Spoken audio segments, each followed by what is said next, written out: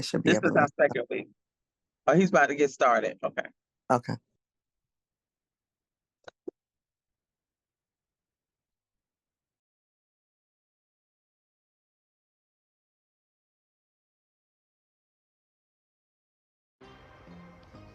All opinions are those of the participants making them and are not an endorsement of any position, program, religion, or political affiliation. DFG's Corner is for information, observation, and entertainment. I ask that you comment, like, share, and subscribe.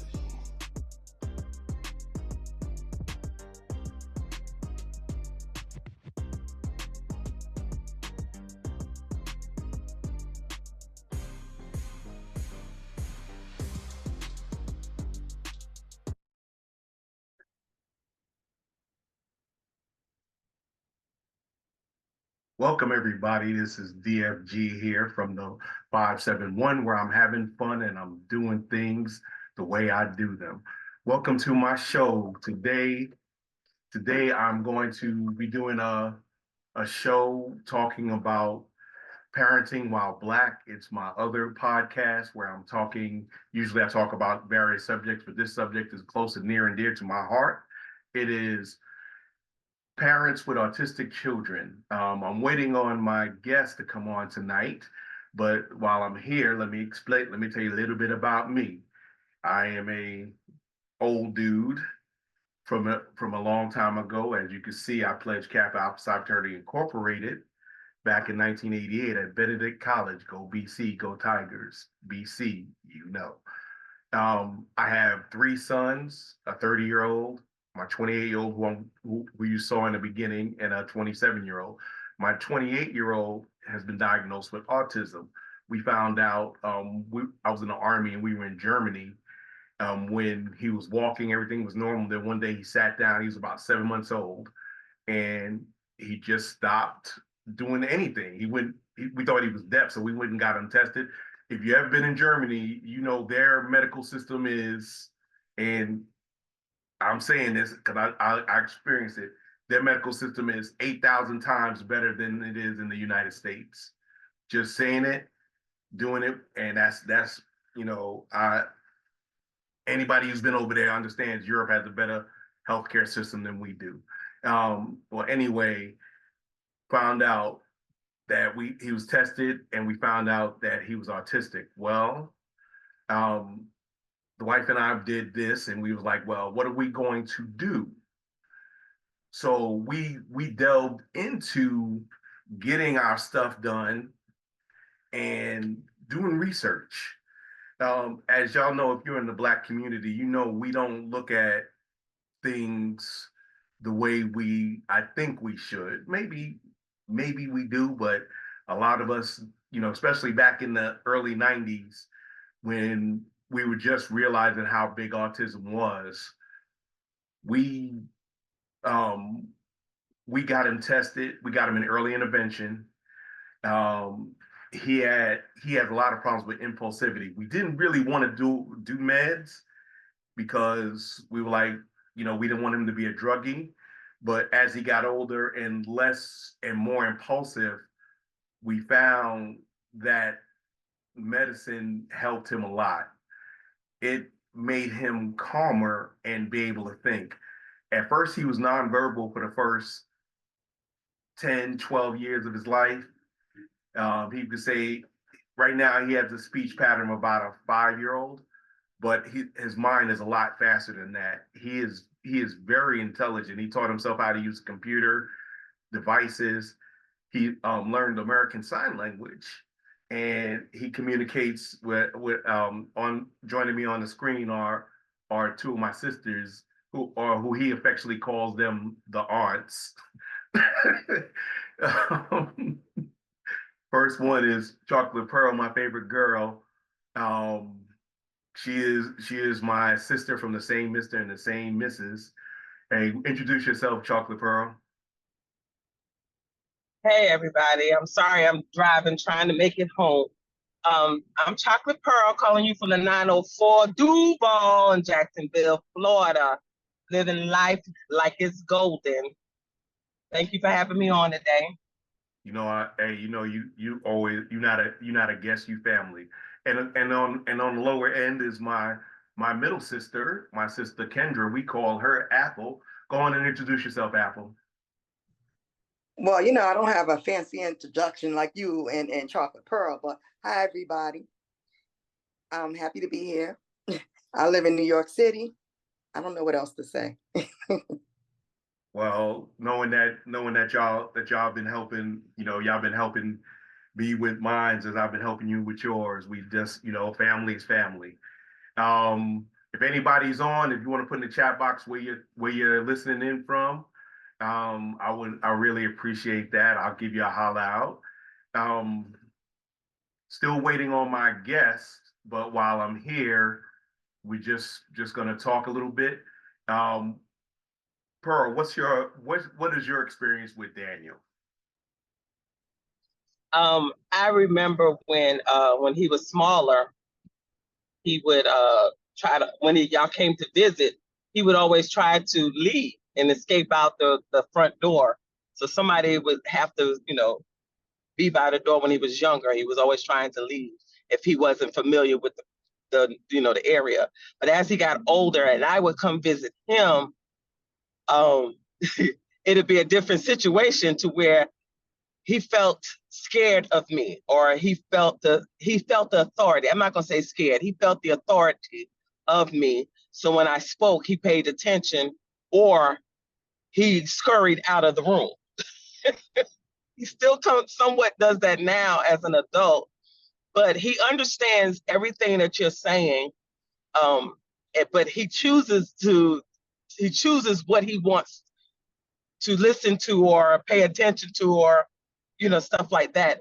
But he's for his condition, he's a very intelligent young man, and like I said, he knows what he's doing. Yes, he does. He knows what he's doing. He's more charming than his dad, and that's saying a lot, because I'm the man with the golden voice, lady's choice, and of course, smooth as a Rolls Royce. How about you, Apple? How's your experience been with Daniel? Well, I'm the favorite. Why? That's because you let him get away with stuff. I don't let him I treat him just like everybody else. I don't let him get away with nothing. Well, I'm a favorite with all my nieces and nephews because I'm just that cool aunt. But I remember, like Chocolate Pearl said, when he was younger, he would try to escape all the time.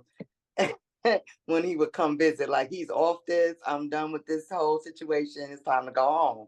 Especially after he ate, which was funny. Like, if he ate something, it was time to go. It was time to go. But I always had like a special relationship with him. Like, he would come and he would actually sit around me, and he wouldn't mind if I talked to him, he'll talk back to me. We had a special kind of relationship. We still do to this day. He would actually answer my questions. He don't run out of the room like he does with Chocolate Pearl. We had a special kind of relationship. I think we still do in a lot he of sense. runs out of the room because I won't let him get away with anything. Well, I don't. And he doesn't want to deal with. He doesn't want to deal with that. He's like, look, she ain't gonna let me get away with it, so I'm going about my business. No, I don't let him get away with anything, but I do talk to him. Maybe in not such a aggressive demeanor. Well, all the nephews are scared of you, Chocolate Pearl. They all scared of you. They don't play that with you. So, well, he ain't no different. You have the spirit of Aunt Catherine in you, so you know how that Definitely. goes. Yes. Well, thank y'all for saying anything.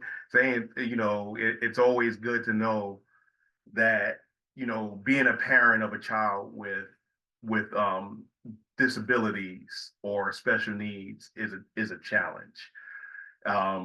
It's something, but one thing I always say is that he made me a better man, and I'm sure his mother will say he made her a better woman. But that's you can either shrink from the challenge or you can rise to it. Now, I was a designated doctor taker to her, especially when it came to shots. I would try to make all the meetings when I wasn't deployed or doing something else military related. And I always make time to go see him, because he just needs to know that somebody cares for him and somebody will hold him accountable, because he's, like I said, he's a charmer. He will get away with, he will try to get away with anything he can just to make him, just so he won't get into trouble. What we did find out though was that in a group home that he's staying in, sometimes some other residents would do things to agitate him, and then I'd get the call and I drop whatever I'm doing to go over there and handle the situation. But went to see him this weekend, and he looked kind of tired. I was like, "What you doing?" He said, "I'm sleepy." I said, "You ain't got no job. Why are you tired?" I said, "Why are you tired? You ain't got no job. What? Watching TV is making you sleepy? Hey, you need a job, man. You need a lot." His job, Staying out of excuse trouble me, is a job. and his job is to be handsome and charming. Excuse me, don't hate on my nephew. Thank you. No, it's hard to stay out of trouble. It's a job to stay out of trouble. Yes, it is. Yes, it is. But he's been doing well. Every time I walk, every time I come in, because he doesn't know when I'm going to pop up, and they don't know when I'm going to pop up. So I know, kind of keeps them on their toes. First thing he says, "I behaved. I behaved." I mean, you want me to Yeah, know? because when I see him, when we come to visit, that's the first thing he says when he comes through the door. When he sees the aunts, he says, "I behave," and I'm like, I'm so proud of you. So he does like I say, he does know what he's doing. It's just that he's just like any other kid or any other, because he's still in like a kid or teenage mind that tries to get away whenever they can when they can. So they know what they're doing. You know what I mean? Yes, definitely. I have a Wait. honest Honest question: is that being a kid, or is that being just a man? Actually, that's just being a person. That's just being a person. Period. Everybody. Look, Reason why I said a kid or a teenager is because when we were raising our children tried to get away with as much as they could, and once they and so did our partners at times. but Well, yeah, but women do the same thing. So that's why I said it's not a man thing. It's a human thing.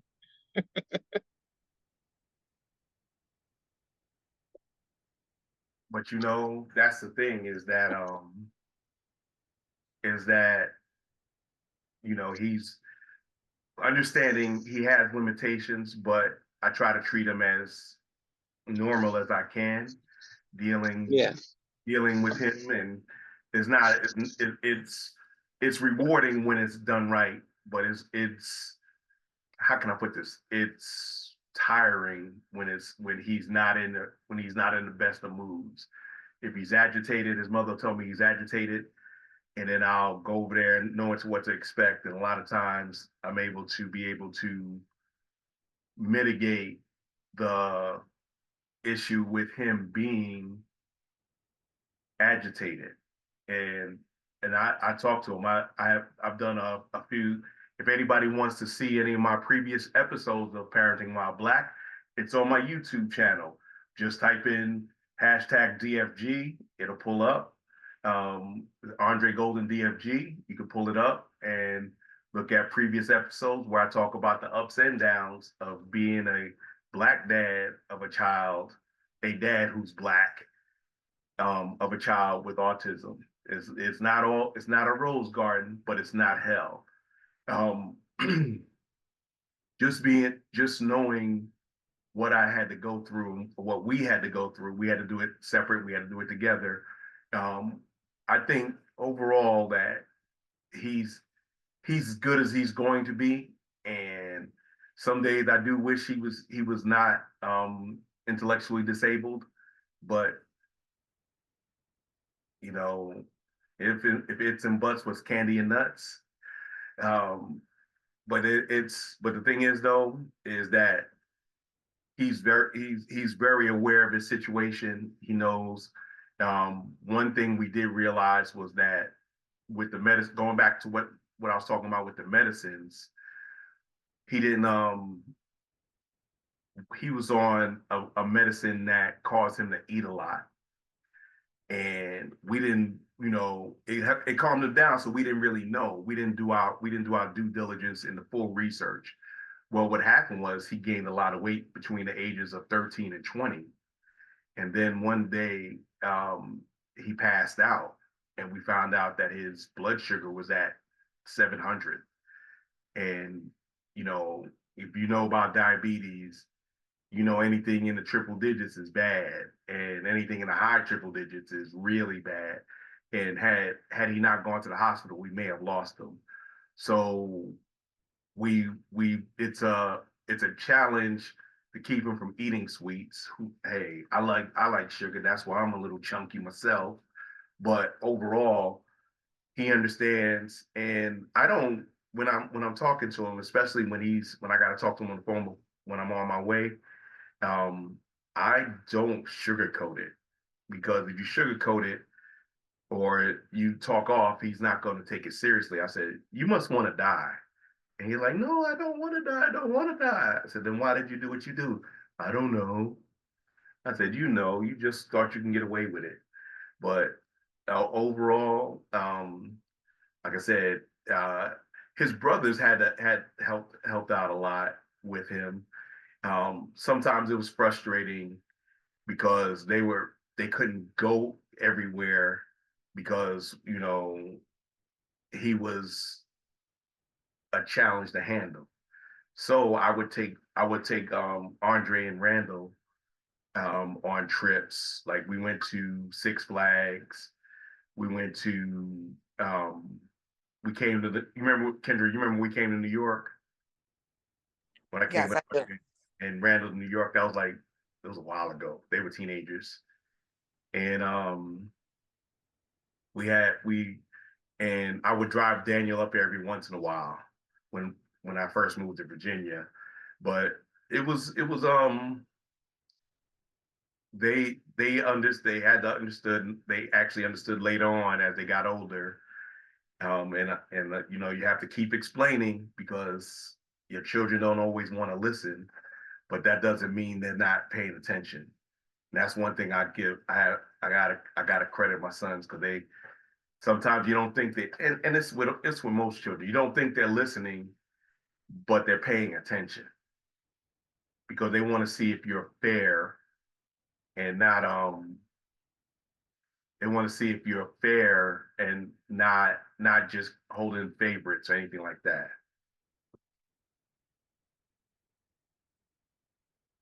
But overall, though, it's one of those things that we have to look at.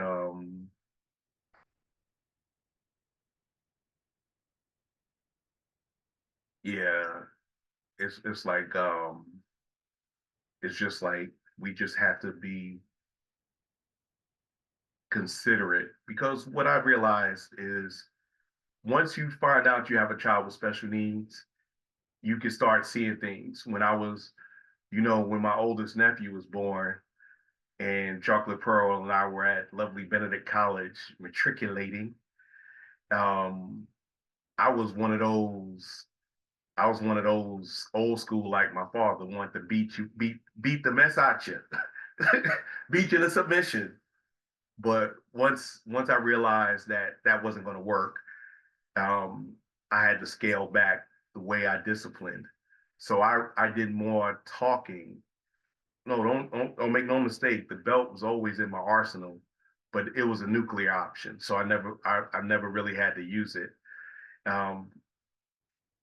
I always taught them manners, and even Daniel, even sometimes when he knows how to say thank you, and he knows how to say please, and he speaks to folks. So I'm glad that we did teach him how to do that, and to be in his way, to be the best person he can be. And that's all I can ask as a dad. My guest, I don't know what happened to my guest. I need to contact her and see if she's going to come on. But I like talking anyway. But So. I'm glad that you did open up about the fact that how you were raised, and this is how you thought that this was the way you're supposed to raise your children. I like how you said that, you realize, okay, that's not going to work for your children. when it comes to raising children without a disability versus raising a child with disabilities, and you have two, what was the angle that you decided to take when trying to discipline them, or when it came down to their education or stuff like that? How did you handle that? Well, with Junior, he's so laid, he's more laid back than I am, and that's saying a lot. So I don't think I ever popped him. I don't even remember. If I did, I can count it on one hand. Randall, ooh, for the first 3-4 years, he was hell on wheels. He was my accessory though, but he was hell on wheels, and I had to exercise restraint because I was over in Germany. Andre and Daniel were both born in Germany, but Randall came over there pre-assembled. I'll give you a story. I took him to the store. We were getting some stuff for Tanya. It was he and I, like I said, he was my accessory. I took him everywhere with me. And he's about 2.5, 3. He can talk, but he was like, I want candy. Well, he's like, I want candy. I'm like, no, I'm not going to get you any candy. I want candy. And we're at the register. And I'm looking at him, I'm like, no, you're not getting candy. And the young man reaches and grabs, I'm thinking it was a chocolate bar or something, and he bit into it. And I looked at the cashier, and I was about to say, you better call the military police. I'm about to get hemmed up in here. I said, I need to pay for that. He's like, so I said, give it to me. And he gave it to me. He was thinking, I did what I wanted, and I'm gonna get what I wanted. I said, can you please bring that up? And I put it in his face. I said, you wanted this, right? He said, yes. Boop, right in the trash. Grabbed him by the hand and walked out of the store. Absolutely. That's what I would have done. That's exactly. I don't care what you got going on. That's what I would have done. So, and also, like, we'd be in church, and little boy just like to kick up a storm, and he'd act a fool. And I'd be like, so my key word to him was, do we need to go to the bathroom? He knew what that meant. Because But back then, did you know that he had this disability? With Randall, no, he had a little LD, but for the most part, he was just being a little boy. And okay. that was something there with Daniel. Once we found out that he was on the spectrum, we modified the way we treated him, but we did not let him get away with stuff. Right. We didn't let it. How did you modify? When you say modify, how did you modify? I did not yell at him. I did not act a fool, because we Goldens, and Goldens can act a fool. I talked to him, and when necessary, I just grabbed him and held him. Mm-hmm.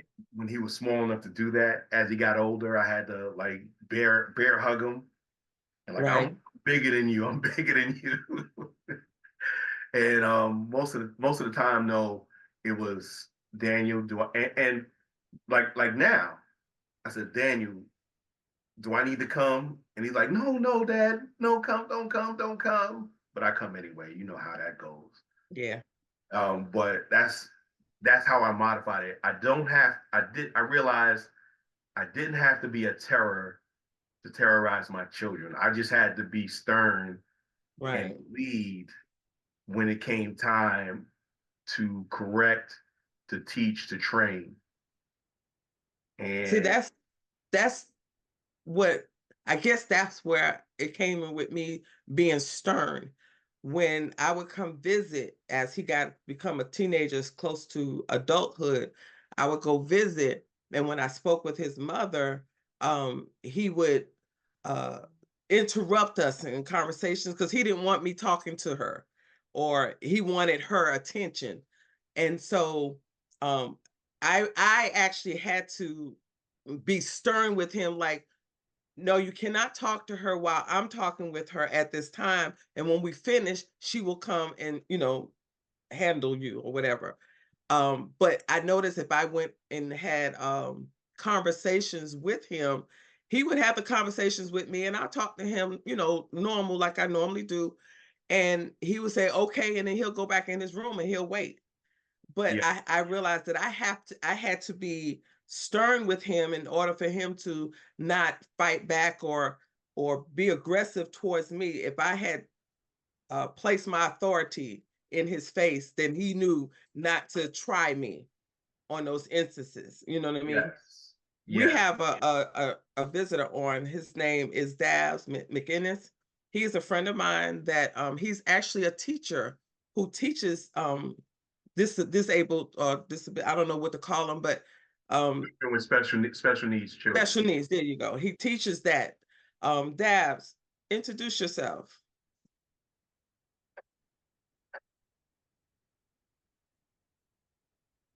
You gotta unmute. How you doing? There you go. All right. Hello, my name is Daz. I am a special ed teacher. Been in the field for quite a long time. I'll tell you how long, and I give away my age. So don't worry about it. We all old. Probably about the same age. So. But yeah, I've been in the field for over 30 years. Okay. And what got you started in special education?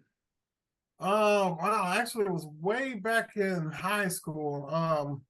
I used to go over to our elementary school and help out over when I was in high school. It was really close to our high school, so I used to go over and help out, and that really got me started in special education. Where did you go to undergrad? I went to University of Phoenix. Okay. In Grand Canyon. I got my master's in special education at Grand Canyon. Okay. And what level are you instructing? Right now, the kids I have are middle school age. That's got to be rough. Yeah. It's all good. I have 6 kids. That's a good thing. Well, I mean, trust me, as doing volunteering, my late aunt, she was a principal of a school in South Carolina. Oh yeah. Where they had a lot of special needs. So I understood that the ratios and oh yeah.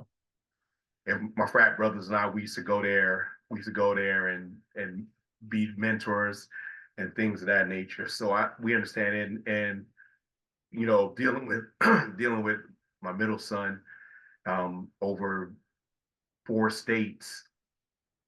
Trust me, you get to learn this. You get to learn the system. And oh yeah, one thing that most, especially us of color, we don't really know how to advocate for our children. True, so true. We get frustrated with the bureaucracy of the system, and we're myopic in not being able to articulate our frustrations. Then we come off being the angry Black woman or the angry Black man, and the one, the ones that, those stereotype come in with a bonnet. Oh yeah. Oh yeah. House coat on, saying her kid is perfect and all the teachers are pieces of crap, and they have not been to a parent teacher meeting. Right. They don't keep up some records. Right. They don't sit in the IEPs. If they sit in the IEPs, they don't ask for people to explain right why they do what they do. It's tough. It's tough for educators, and I understood that, just being on the other side of being a parent of a child with special needs, that I admire what you do, and I give you the leeway and the latitude to do what you need to do to get that child educated. Right. A lot of there are organizations out there like the Feed Autism Now, There are a lot of support groups. I'm in one on Facebook for especially for parents of children with color. I invited a couple of people on it to talk about it. But it's one of those things that when you're talking about this and this is for people who don't have children on the spectrum, you have to understand that sometimes there are things that are going to confuse you and frustrate you about a child with special needs. And you got to understand the teachers are human. They get frustrated too. Oh yeah. And they have to by law not react. That's right. so if you're out there and you feel like the teachers are not doing anything, it's not that they're not doing anything. They're doing everything within the letter of the law because people are litigious and they like to sue. Oh yeah. And that's one of the biggest thing I believe that I've dealt with so far, mostly in the district, mostly when I'm in a school district, but private school is a little bit different. But you deal with so much, like I said, bureaucracy that it really ties teachers' hands of things that we could do and things that we could say, and everybody's watching, and it really restricts teaching, or especially even like in a regular system, it just really restricts a teacher from teaching, right, necessary things to make, to hopefully help the student. But also you got to consider that the parents are supposed to be the first teachers, but they abdicated their responsibility for employment and they delegated teaching to Coco Melon and Barney right, and the square box with the images that come out. TV is a tool, but some people use the tool as a crutch and not to supplement what they should be teaching them. Right, exactly. It doesn't teach you manners, your parents should. Teachers even the teachers can only do so much. I remember one time when I was in Texas and the teacher was just gushing about my son, about how well behaved he was and how he was a standout for his behavior, and I had to stop her. I said, I appreciate the compliments, but that's not a good thing. My child should be the rule, not the exception. Right. And a lot of times parents don't get that because they take anything against their child as an indictment of their abilities, their parenting abilities. Hey, we don't get manuals on how to parent. Oh no, that ain't coming. Everyone learns as they go. Some are better than others, but you have to set the baseline. If your children will only do what they see you do, if you do not make school a priority, guess what? They ain't making school a priority. If you don't make manners and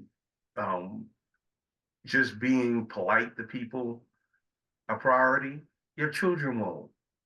We've seen that everybody has that neighbor, that family member, that individual you see in the supermarket, and you can tell when a child, I'm sure as a special education teacher, I'm not saying it's a sense, but you can sense when a child is neurodivergent. Am I correct? Oh yeah. Yeah. And you've learned patterns of behavior to where, when I was younger, when my nephew Justin was about 2 or 3, if a child was acting up in the supermarket, I'd be ready to snatch that child up because that, like my sister said, that's how we were taught. Right. My mother would have a ton of kids with her, and she'd be like, they had Key Foods. It's in Long Island City, New York, and we'd have to walk there because we ain't had cars in New York.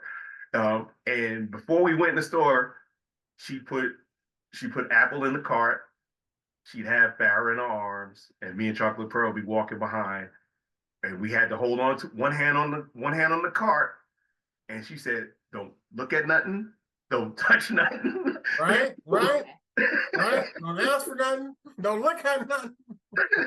Don't ask for nothing. and you know, and we that was the 70s. So we was right. Know how that was, but today's society, you could tell a child that has special needs over just an overindulgent child. You know, Daniel learned he would fall out when he was younger, but I had to put a stop to that. Like, nope, we will not. I said, oh, so you must not want anything in your room, and he'd be like, even though he was very impulsive, he would stop. He would stop what he was doing. Oh, let me think about this. But, what's the biggest besides sometimes, especially with parents of color, not lack of interest, but not really understanding how the system works, the reason for IEPs and the reason for participation from them and feedback. What challenges have you found that that you think we have, that people should know, that we probably need to make sure that people know? Well, I think you just ruled out most of it. Besides, I sometimes I feel like some of them just don't care, unfortunately, and that's really sad. But that's neurotypical kids' parents too. Yeah. You know, you got Glocktavius in there and little Tupac. Oh yeah. That comes in all time. Little Tupac, that comes in all. Did you just say little Tupac? Little Tupac. Yep. Chronisha and Selphoniqua. I had a couple of them. And I'm gonna get dinged for this, but what the hell? If you name your child Selphoniqua or Alizé or something like that, or put a La Fasha, an apostrophe, if your child has apostrophe, no, lemon jello. Yeah, lemon jello and orangelo. Lemon jello, yeah, or orange jello. Or the dash be silent. Yeah. So, we joke about that, but parents, in the attempt to make their child unique, they get singled out. Right. And people don't realize that, your children are a reflection of you. No matter what you try to say, your children are a reflection of you. And that's one thing that I put into my children. You're a reflection of me. So I better not have to come up to that school, because trust me, my mother used to come up to the school for me. My sisters can tell you. She came up for all of us. Came up for all of us. Yes, she did. Yes, she did. If she came, she was one of those mothers. If she had to leave work to come, and because we didn't have no car, so she had to walk from her job or take the bus, and had to come to the school. Because remember, she used to work for the welfare office. Mm-hmm. She'll come up there and act a fool, and she wouldn't act a fool on the teacher. She act a fool on us. We was always at fault because she knew her kids. Yes, she knew her children, and she only came up to me one time. That's all I needed. And I straightened up and I flew right afterwards because I did not want that smoke. You hear me? But as bad as we talk about our mother like that, my father came up a couple of times. Yeah.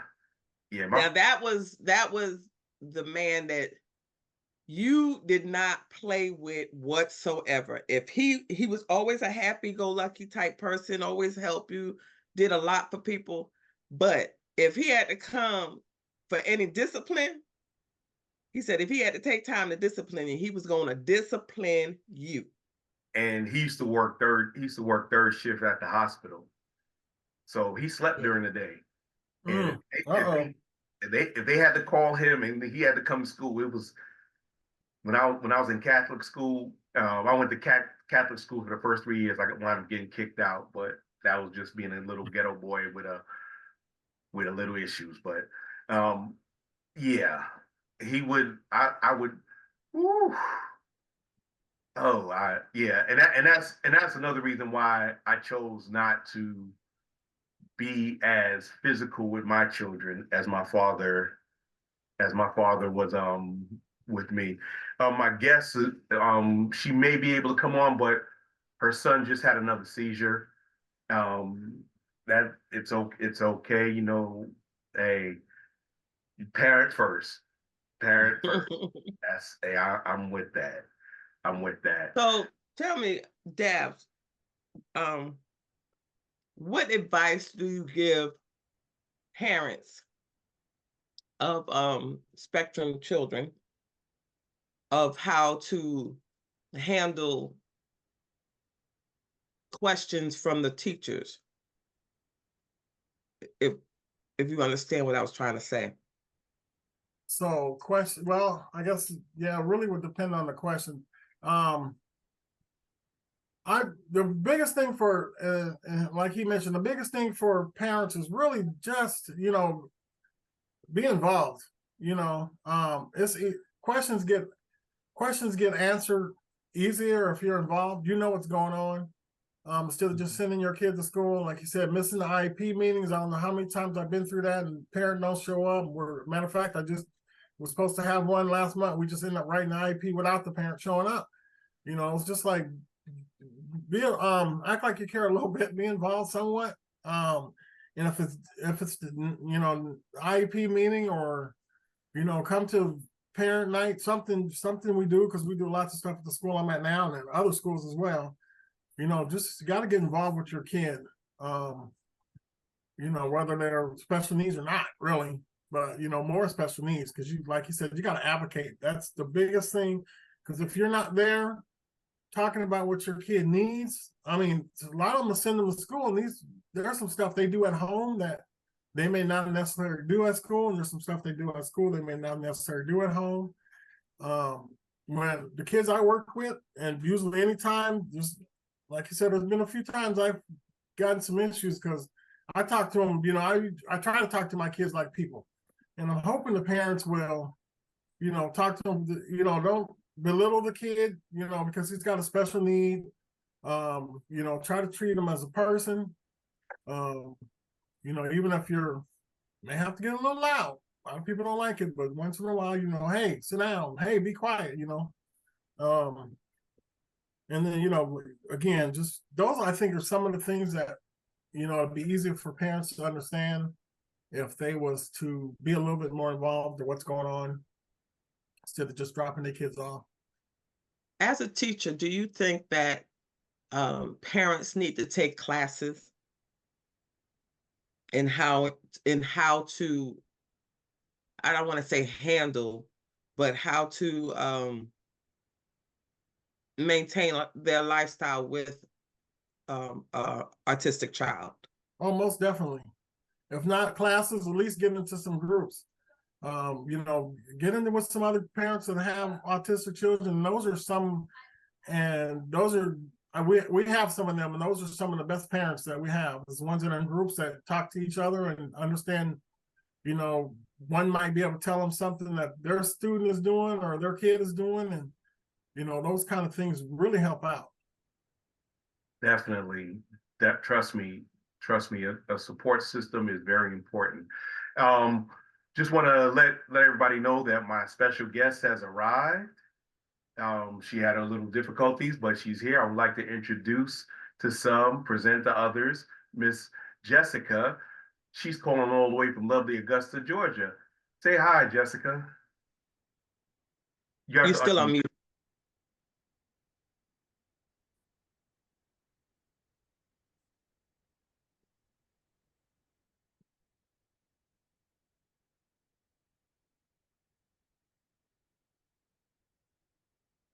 All right. Oh, can y'all hear me now? Yes. Yeah, DFG, okay. You're not gonna say to her like you say to us, so we can't get up and mute. Yeah, no. What I usually say, Jess, is you have to be smarter than the equipment. Yes. but that's okay. That's okay. I'm glad that you were able to make it. Tell us a little bit about yourself. Well, I've got three lovely sons, and my middle son, Marcellus, is autistic. He's 21, going on 22. He's nonverbal. He is severely low functioning autism. And that was one of my little complications today. He's been battling seizures. So we've been seizing since 1 o'clock this morning. So we just trying to make it through. That's it. Trying to make it through. So Well, let me introduce you to everybody on the panel today.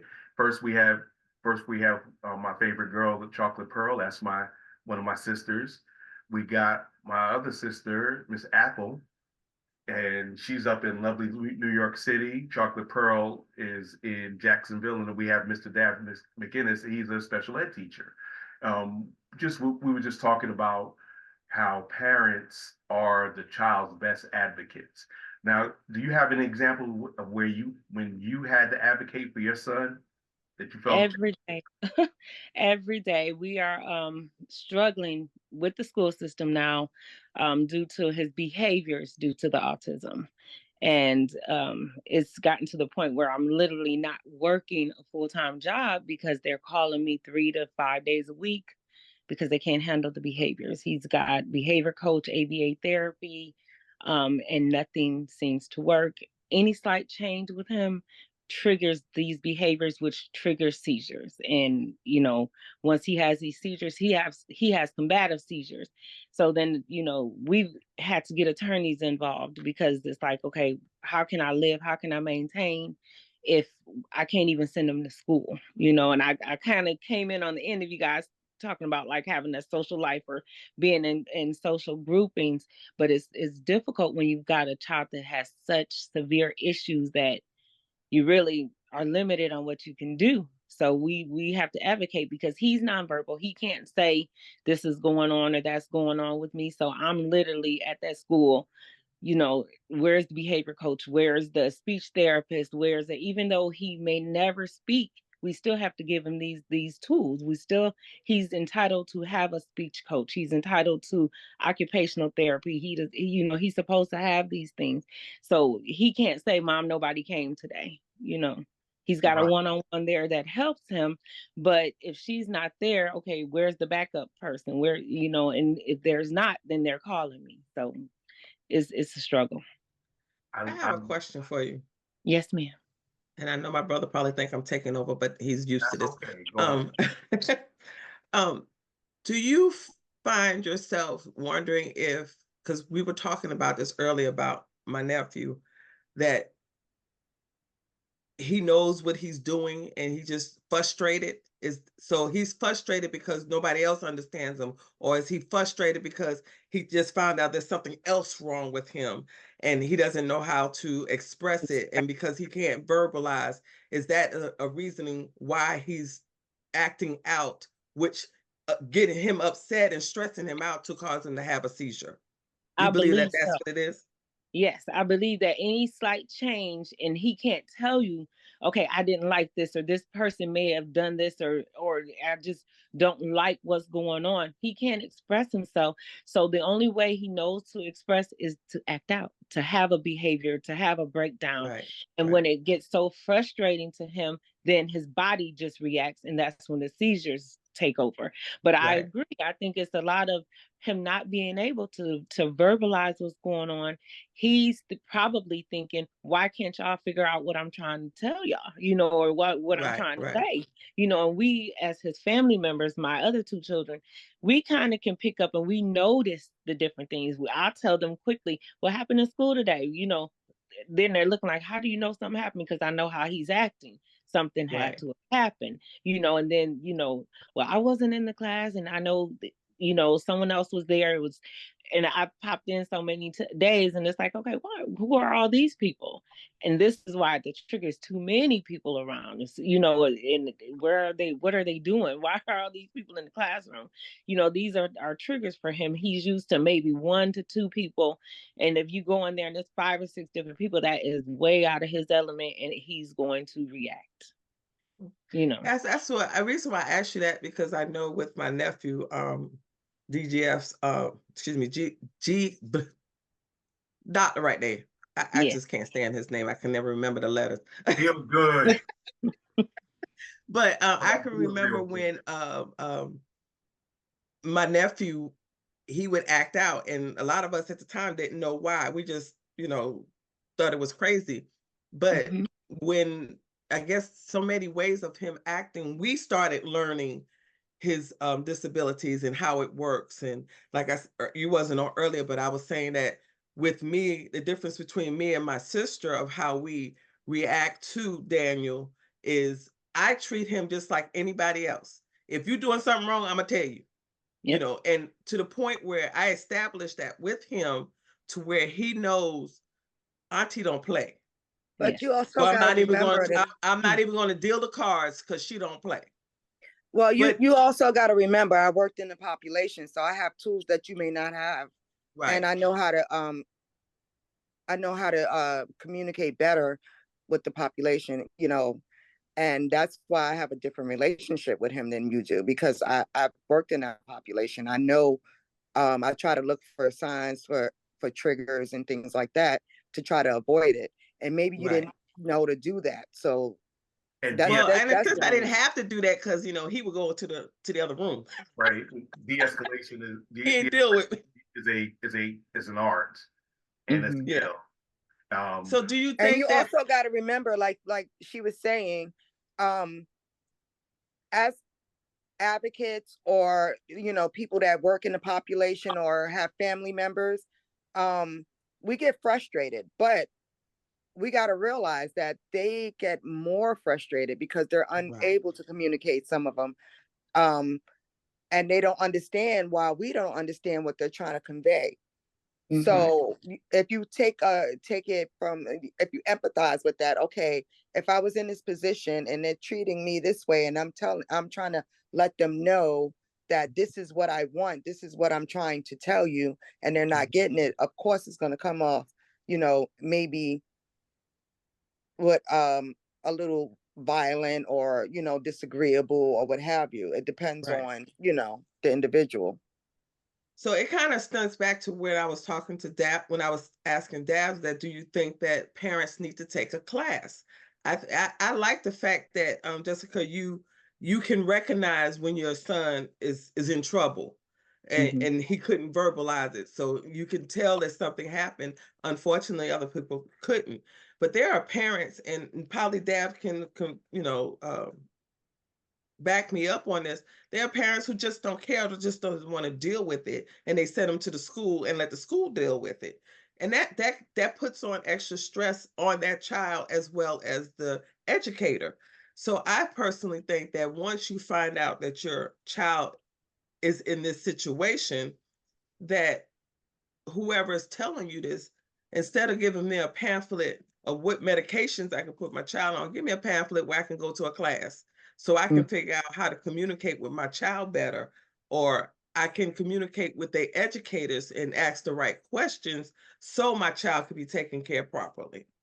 It, I agree. And that's why we ended up getting the ABA therapy to have different plans because at the end of the day, yeah, he has a ton of medications. These medications really don't touch him, and this is what I tell them, why I continue to give him these things and they're not helping with any behaviors or anything like that. So let's figure out when I notice the triggers, I go in and I tell them, okay, this is what's going on. Let's limit the amount of people, or we need to put him on a restroom schedule because he's still, he's totally incontinent. So, but he's 21. He's a young man. He understands I need to use the bathroom. So that's when that tapping gets to happen. And so then it's like, okay, well, I don't want to pee on myself. Who wants to pee on themselves or be in a diaper full of poop at 21 years old? So these are things that are happening to where he's becoming violent because he's tapping himself first. And then nobody, why are you hitting yourself? Stop hitting yourself. Stop hitting yourself. No, he's trying to let you know something's going on. I got to go to the bathroom. I got to go to the bathroom. And a lot of times they don't get it, or someone new in the class, they don't understand, they want to call crisis management. He's hurting himself, he needs to go to the bathroom. It's something as simple as It that. seemed like the way you describing it, it just seems like frustration Mm-hmm. because you don't understand what that means. I've been doing this for how long I've been in this class and you still don't understand it. And I and I take that back to the I'm not gonna necessarily say the educator themselves, but Mm-hmm. how the school aligns the different instructors that don't have that background, because obviously who's ever maintaining that class really doesn't know how to maintain that class. Because matter of fact, Dabs and I, when we were walking, I'll ask him how work goes, and he'll tell me about different aspects of what happened in his class. And he was telling me about there's some of his students who have certain signals that you recognize, or you know what that means, or even if I think he even knows when the child's about to act up. And knowing that as a teacher or educator or even an assistant will actually diffuse a lot of that anger and frustration. So when that child comes home, he won't have the seizures, or he won't be upset, or he won't come home with a messy, clothes, because of the educators are not properly being educated to train these or teach these students, and they just glorify babysitters. But that's I was teasing him yesterday. I said, "Oh, you just a glorified babysitter," and I was just teasing. He knew I was just playing, but it's just the fact that even though I was playing, it's true for certain people. If you don't have, like my sister said, she was, around that to where she was able to recognize and how to communicate. I'm not.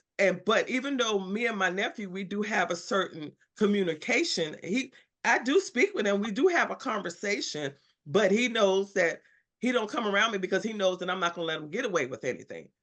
Like when we call him our grizzly bear, because at night he comes and he looks for junk food throughout the house when everybody's asleep. But when he's about to do something he's not supposed to, and if he happened to see me, he turns the other way. That's my sister. You right with my sister with that. Like, just don't let him do this. Well, you got. I mean, don't get me wrong. I'm not as hard as I say I'm portraying myself to be, but I do recognize certain signs when it comes down to him, because I do pay attention. But like I said, him and I have a certain rapport with each other to where he knows that I'm the auntie that don't play, and he knows that Apple is the favorite. I hate to say she is, but she actually is. She deals with, like, with her daughter. I can just say certain things and her daughter will back down, to the point where different ways of we communicate with our families, we still could recognize certain things. I didn't understand her relationship with her mother until I got to hang out with her a little longer, and basically on a one-on-one. And then I got to understand her. And then that's how we be able to communicate a little bit better. But it took the time for me to learn that. And I don't think a lot of these educators I know some of them just getting a job and they just say, okay, I'm just a glorified babysitter. So I'm just going to sit in this class and let these kids act up, and I'm not going to pay them no attention, or I don't understand them, so I'm just leave them like that. Or I'm going to call the authorities because they're getting on my nerves type thing. We need to make sure that we have the right educators in these classrooms that will take the time to learn each one of their students, because each one of the students, whether they have a disability or not, needs to have a certain what's the word I'm looking for? I guess love from, how you say you don't have favorite children, but you do. But you handle each child differently. Even though you said you have 3 boys, and even though you have one that's, have a disability, you still love them all the same, but you treat them differently, because each child have a different handicap, whether you want to really call it a handicap or not. But everybody has some type of handicap that you got to deal with them in a different way. We need that in our school systems, to where I hate the fact that your child is not being attended to like he needs to be, because if he's tapping his leg, his hand on his leg, and that says, I got to go to the bathroom, and you keep getting a rotation of different instructors coming in, that's going to disturb my mind too. Because when I keep getting a different person each time, that means I got to now your son got to retrain these people all over again. Yes. And that's disturbing. But that's the part of autism that is always a challenge, because any type of change can be a trigger. At one point, I remember with Daniel, he knew the way I drove home every time. If I could not go to the store, because if I made the left too soon or too late, that was it. Now, Dabs, the question is that how long does it take for you to, on a typical school year, how long does it take for you to learn a child's routine or a child's triggers? Well, really could depend on the child. I've been at this for a long time, so I'm pretty good at it, to tell you the truth. To learning the child's trigger. And another thing is we like to call it needs and not disabilities. Right. So my sister fusses at you all the time because I don't know the terminology. I know the kids all have different needs, so we have to take care of them differently. But usually I can figure it out pretty quick, and then a lot of times I'm pretty stern. Some kids do stuff they've done and haven't done. I look at the whole thing, I think, a whole lot different than a lot of teachers. A little less babying and a little more teaching versus I mean, they're all people. I mean, there's not enough people treating them like people. That's the problem. That's where they get lost too. So that's another way to find out how they really are going to react to certain things. That's how fast, I usually realize how, what we're triggering and what we're not, because sometimes you got to try it. They're going to try you, so you got to try them. Yeah, that's how you learn. That's a big thing with that, is that sometimes you got to let them go to find out what's going to their limit. Now, unlike Jessica's son, Daniel's he's very verbal. He may not always articulate, and sometimes I gotta say, use your words, speak slowly, spell it out. But the key is to remain as calm as you can and just listen. And they don't have to speak for them to listen. For you to listen, you got to pay attention. And this is what a lot of parents have a challenge with, is because in this world we're so instant everything and our attention spans are so short, we don't know how we don't listen because we're too busy we're too busy looking at the trees to see the forest. Do you ever have that issue, Jessica? Yes. I want things to be a certain way, and I don't allow Marcellus to just express himself, and you want to keep them safe. You don't want anything to happen. But at the end of the day, I thought about it when we were in Illinois living. We've got a 3-story home, and before he got with the behaviors as bad, I didn't hold his hand every time he go up and down them stairs. He just go. He do what he want. Get in the refrigerator. Like your sister said, you kind of got to lock the refrigerator up. But at the end of the day, their needs are different. And then if you're holding them as a baby, and it's like, I'm 21, Ma, let me do a little bit more. And I was at school the other day, and it was a different person in, and she's breaking his food up, which he will grab everything and stuff in his mouth.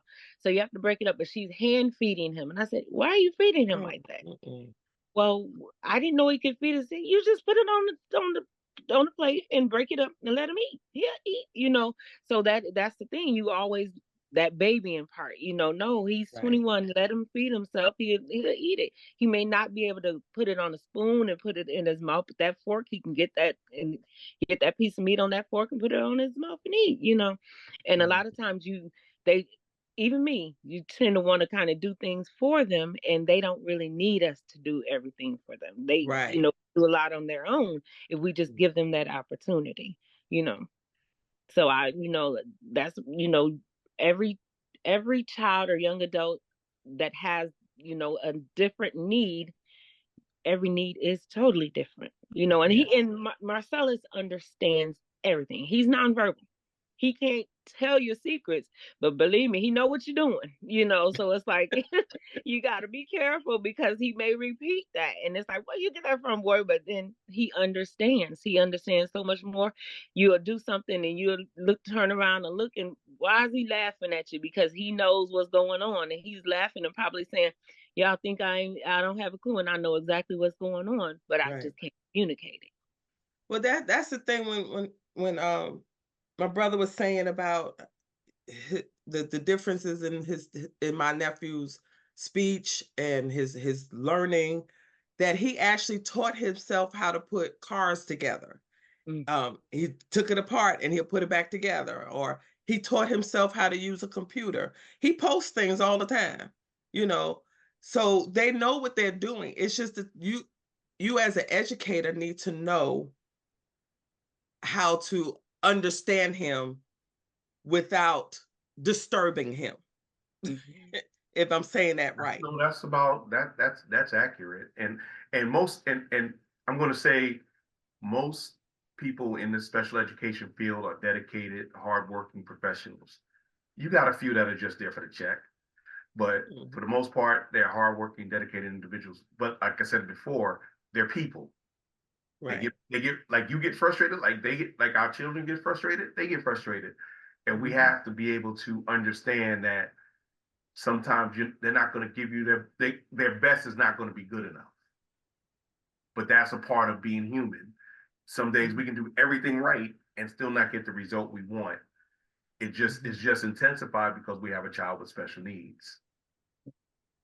Exactly. But what's as far as we talked about some of the issues. What are some of the joys that you have, milestones that Marcellus has reached that just brought joy to your heart? People will look at us and I'll show pictures and videos and they'll say, "That's an elephant y'all up on." Yes, we up on an elephant. We do different things. And Marcellus, we treat him like we go on vacation. We do everything. And people are like, "Are you sure he can handle that?" Yes, we can handle it, because then of course, if he has a seizure, we know what to do with these different seizures. But his milestones, I think, are even being able to help dress himself. He knows to put his head down and put his arm in the sleeve, things like that. They didn't say he'd make it past 5. He's 21. So I'm thankful and grateful that he's doing that. They didn't think he would be able to walk. He didn't walk till he was 3.5 years old. So, these are things that I am so grateful for. And I tell my sister, she said, "Girl, he let him come out the door." And I say, "No, because he run better than he walks, so you better leave him inside."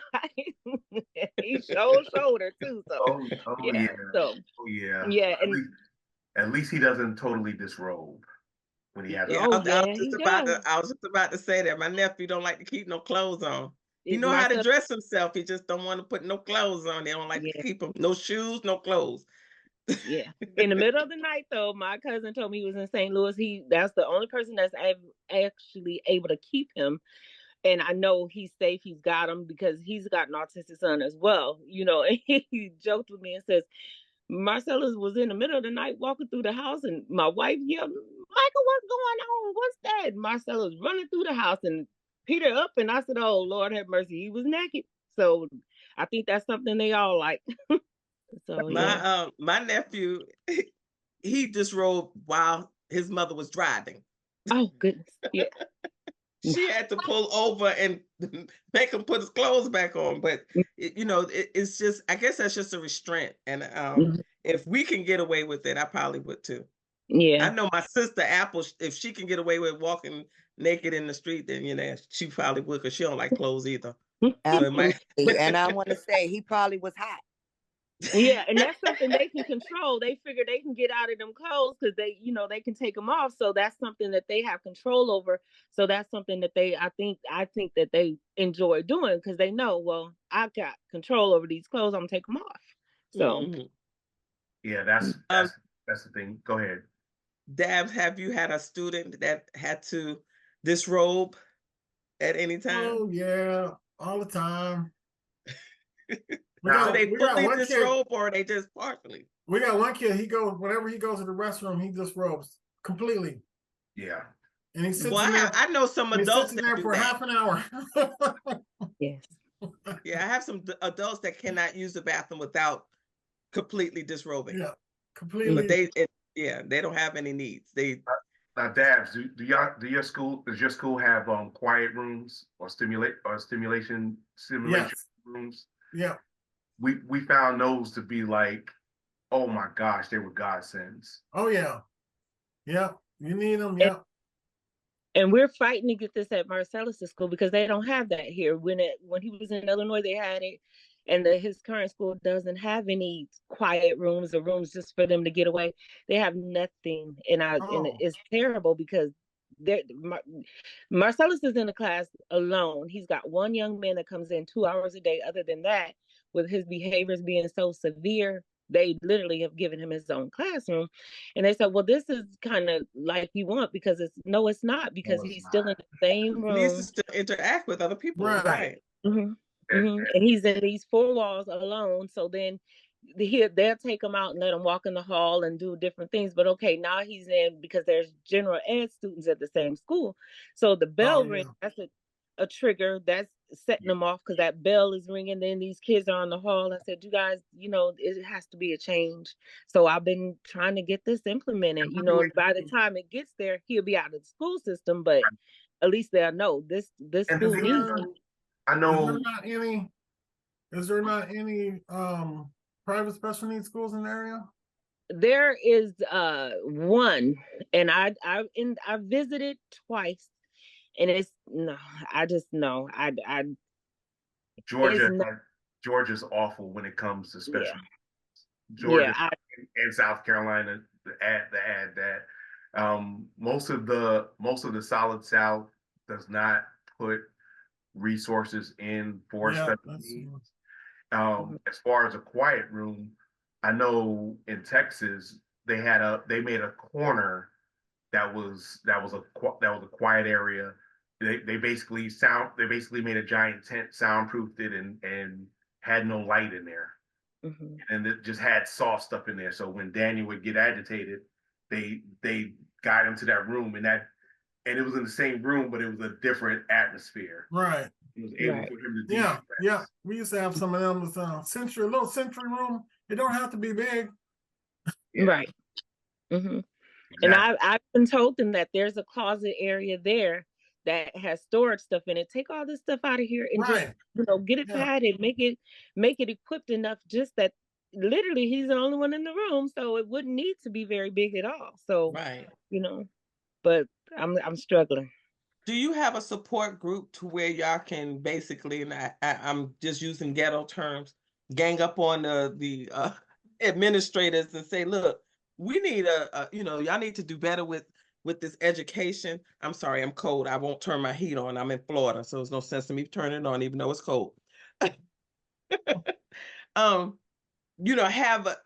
up on them and say, look, we need, better facilities or a better classroom, or I don't want my child to be singled out and be left alone, for those 8 hours that he's in school. Is there any way that y'all can have that support group to do that and talk to them?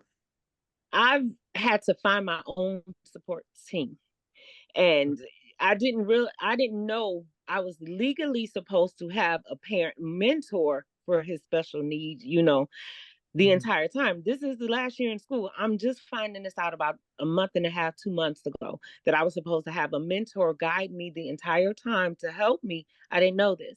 So when we got the lawyers involved, that's when all this started coming up, to where, where's her parent advocate? Where's this? I had none of this. I had to go out in the community, calling DBHDD and all these different places, trying to get some sort of support, because I didn't even know the different terms for what the different waivers and things. I had no clue. And is one lady, and she has been my backbone for everything, even getting me help as far as diapers or supplies that we may need, adaptive clothing for him, like you said, because he will get in there and pull things out that he shouldn't. Even on the school bus, he's done it a couple of times. So, I didn't have any support up until about 2 months ago, when I found it on my own.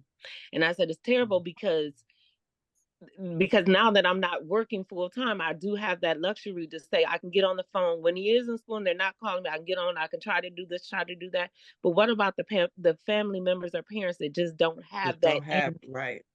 That's what I just was don't have saying about, I think that when you go to the doctor and you get your child tested because you notice there's something wrong, I think instead of giving me a list of medications, give me a list of the support I need in order Right. to understand what's going on with my child and to make sure I can get them the help that they need. And Right.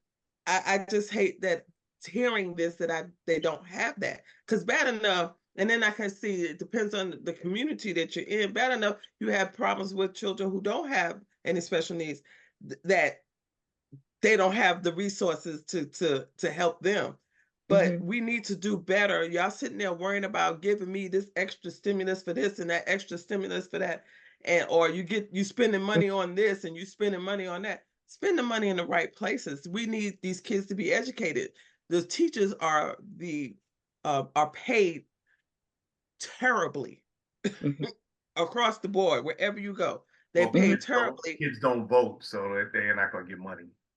Mhm. And that's horrible, because my kid, I vote and I pay my taxes, and guess what? I pay my taxes because I want my kids to have what they're supposed to have, but it's not being spent in the right places. And like Dab said, he had asked you, did they have any private schools in your area, because you probably would have gotten a better outcome of knowledge if you did. But then you just said that you visited one and it was not what you wanted for your child. And Well, luckily you did go visit, but still, it's just still people out there that just basically drop their children's off and say, that's your problem for 8 hours. I'm right, going about and that's the thing. business. It's not the problem, and it's the area she's in.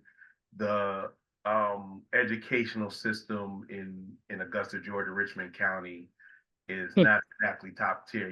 That's where Dr. Seductive works. Oh, okay. Yeah, that's right. That's right. She's Yeah. she's probably told you a few stories. Well, she's been fussing for a while. Yeah. So the issue is that like Jessica was saying, there are not enough, not only resources but ability to find the resources.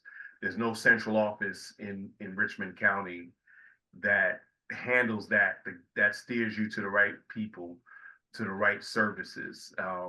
It's the same thing in most of South Carolina. Now, I know Richland 1 and Richland 2 have that, but when Daniel was in Georgetown, it was like Well, see, Georgetown is considered more of a rural area, so Tanya that's had probably why they don't. Yeah, rural areas is just, it's not going to get what they need, and that's why they're starting to pay teachers more money just to go teach in the rural areas. Yeah. So you get an incentive if you go teach in the rural area, but you have to be there for at least 3 years. Yeah. So, but I was fortunate enough that I lived in a district, like he just mentioned, District 1 and District 2, to where they had a lot of resources, and they actually gave the parents some knowledge about what their child should have and shouldn't have, and what you can and cannot do. So I was kind of blessed in that, and that's probably why I'm so not in the loop of what you can do and what you can't have. And it's just bothering me that instead, like I said, instead of handing me a list of what medication is going to help my child, give me something else that's going to help my child just be, considered somewhat normal in a normal atmosphere. I want my child to still be able to interact with others. I still want my child to be able to learn something. Like my nephew, he at one point he had a job to where his job was to pick up to separate the nuts and bolts. But they gave him something to do and a responsibility. You know what I mean? So there should be some type of way that where your child's just not sitting in that class being frustrated because he can't go to the bathroom. Yes. And the advocate that's been helping me, she brought it up and she says, okay, well, he's about to transition into our regular society. So what transition plans? And they had no clue. Well, he won't be able to, how do you, even though you feel he won't be able to work a job, he may not do this. The federal government says he's supposed to have training, like on the job training. He's supposed to do these things. So, and it was like, well, he won't know. And I said, it's crazy because even in Illinois, when they know that these children may not ever do anything, they take them out into the community, to the Goodwill, to the different things. And we literally had to fight for this for him, and they really were like, oh my goodness, where did she find this woman from? Because this lady is so educated to where it's like, no, he's supposed to have this, and just to sign the paperwork so he can go get this. And now, of course, 2 weeks after the meeting, it's like, oh yeah, he is supposed to have this. So yeah, so he should have been had this. Right. So and now they transition from an IEP, an individual educational plan, to an ISP, an individual support plan. Yes. And also with the waivers, have you looked into group homes that have that's where we're at now, as far as like different residential facilities or group homes or day facilities, programs, day programs that he can go to. And a couple of people have actually come out to our home to visit Marcellus before setting a visit for him at the facility, which I figure like, okay, coming here isn't going to help, because if he's going to be at your facility, he needs to be there. You need to see him interact there with the other clients, the other people, and they're scared. Well, the reason they do that, they want to see what your home looks like. So see what things they can repeat, things that they can bring over to make the transition go. So that there was a purpose for them to go, because we had to do that with Daniel. Okay, because I kept saying, why they wanted to come do, want to see if I'm a good housekeeper, which is fine. They came and they're, oh, this is nice. He doesn't bring your dishes. And I said, no, he doesn't bother anything. He doesn't go in the dining room. He knows that he used to stay in the kitchen and he, and they made it seem like he was just so horrible. I said, no, Marcellus doesn't bother anything. He doesn't sit on my white furniture, and they looked at, you got push buttons. I said, yeah, when he needs to go to the bathroom, he may need some help, he'll push that button. So then we know it's time for him to go to the bathroom. I've even asked him to get these things in the classroom. They'll get one or two, then you go in there and it's on the ground. So, okay, it needs to be put back up. So then he can tap it. He's walking to the bathroom door, has nothing to push. So that's when he gets to hitting. So, but yeah, we've been trying because he's used to it at home. And Dabs, do you know if your parents duplicate what goes on in the classroom at home, or do you advise them to try to duplicate some of those aspects, or vice versa? Yes, usually it's vice versa. We usually try to figure out what they're doing at home and maybe duplicate that. And if it's working, of course we will. If it's not working, then we'll make suggestions to change that. But the ideal is to try to, because a lot of these kids like repetition, and it's got to be the same. They went out the door at 5:30 yesterday. They need to go out the door at 5:30 tomorrow. They need to go out the door at 5:30 the next day. They're very repetitious people. Not 5:29, not 5:31. Yeah, no. Yeah, like you said earlier, don't turn left when you should have turned. Don't miss that turn, bro. My brother used to make me laugh when he said that he'll tell Daniel when he's coming to get him, he has to remind him, okay, what time am I coming? And he'll tell him what time it is. But if my brother don't show up like he's supposed to, right, then it's hell to pay.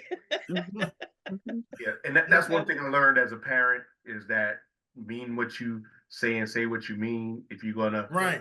If I tell him I'm going to do something, like I told him, he said he wanted to learn how to drive. I said, if you do this, I will take you.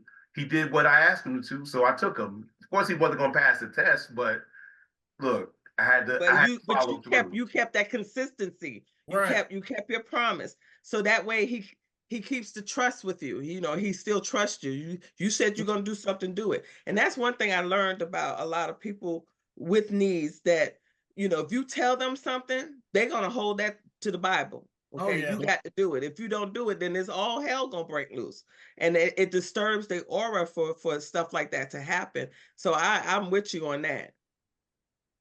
Well, ladies and gentlemen, same for neurotypical children as well. Yeah, that's true. You have to, a lot of them like structure. You have to mean what you say and say what you mean. That goes all across the board.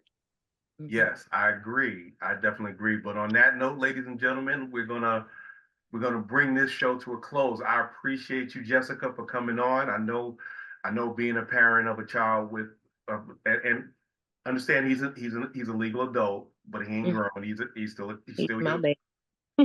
Yeah. Thank you for coming on, and Dabs, I want to especially thank you for coming on and giving giving a perspective from an educator. And I hope that my audience learned something today. I want to thank Chocolate Pearl and Apple for always having my back. I want to thank everybody out there for listening, and I ask that you listen, you comment, you like.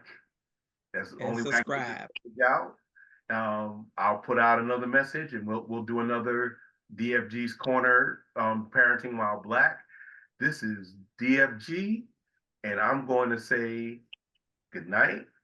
And I'm not going to say my usual thing, but Thursday nights you can come on 8:30 Eastern time for Tantalizing Talk for You. Also, I'm a co-host on that, and also Score Bigger Dating on Friday nights at 8 o'clock.